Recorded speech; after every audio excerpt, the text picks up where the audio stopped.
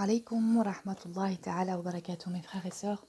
Nous nous retrouvons pour la suite des fondements du droit musulman, Ilm Usul al-Fiqh de Abd al-Wahhab Khalaf, rahimahullah, avec donc la deuxième partie, Al-Ahkam al-Shar'iyya, les prescriptions divines. Et nous allons donc entamer le chapitre 2, Al-Hukm, la prescription divine. 1. Définition. 2. Catégories. 3. Les subdivisions de chaque catégorie. Définition. Les ulama définissent la prescription divine, al-hukm al-shar'i, comme un discours émanant du législateur, adressé à la personne majeure et responsable de ses actes, al-mukallaf. Il peut revêtir la forme d'une injonction, talab, d'un choix, tahir, ou d'une loi déclaratoire, wad'. L'injonction est soit un ordre, soit une interdiction. La première exhorte la personne majeure et responsable à faire quelque chose, alors que la seconde prohibe quelque chose.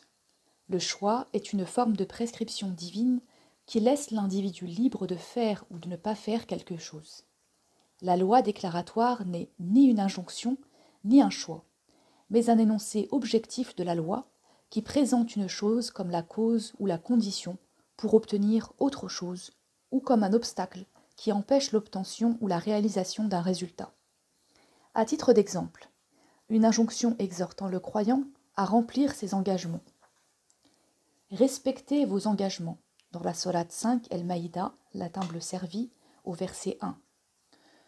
Une injonction divine interdisant la moquerie.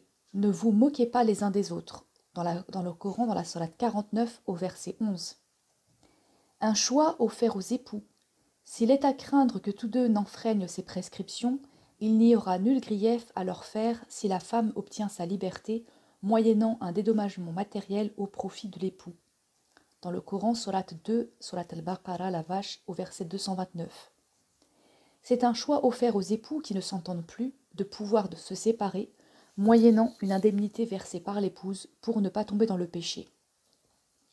Le meurtrier n'hérite pas de sa victime. C'est la parole du prophète sallallahu alayhi wa sallam, décrétant une loi adéquate à une situation juridique donnée, à savoir que l'homicide annule le droit d'héritage.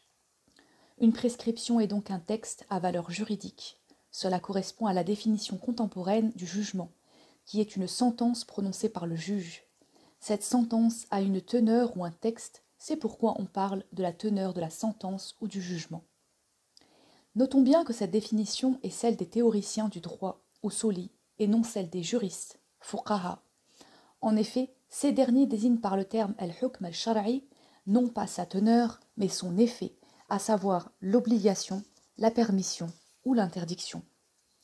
Illustrons ces propos. Respectez vos engagements dans le Coran, sourate 5, El-Maïda, verset 1. Ce verset est une prescription, hukm al-shar'i, pour les usuli, parce qu'il a une teneur juridique, c'est un ordre. Pour les fuqaha, c'est un hukm shar'i parce qu'il énonce un devoir religieux. Et ne vous approchez pas de la fornication. Coran, sourate 17, Al-Isra, le voyage nocturne, verset 32. C'est un ordre pour les usuli et la désignation d'un acte illicite pour les fuqaha. Le terme al-hukm shar'i, prescription divine, utilisé par les usuli, ne désigne pas exclusivement les lois émises par Allah, le législateur, concernant les actes et paroles de la personne majeure et responsable. En effet, ce terme englobe toutes les lois constituant le droit musulman, qu'elles proviennent de la sunna, de l'ijma', du qiyas ou d'autres sources.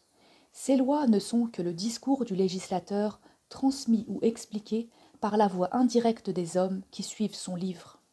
En bref, toute loi provenant d'une source du droit musulman, en tant qu'elle se base sur une indication d'origine divine, est une prescription divine qui peut revêtir la forme d'une injonction, d'un choix ou d'une loi déclaratoire. Dans la prochaine vidéo, Inch'Allah, nous verrons le deuxième point de ce chapitre, les catégories de l'hukm, de la prescription donc divine. Wassalamu alaykum wa rahmatullahi ta'ala wa barakatuh.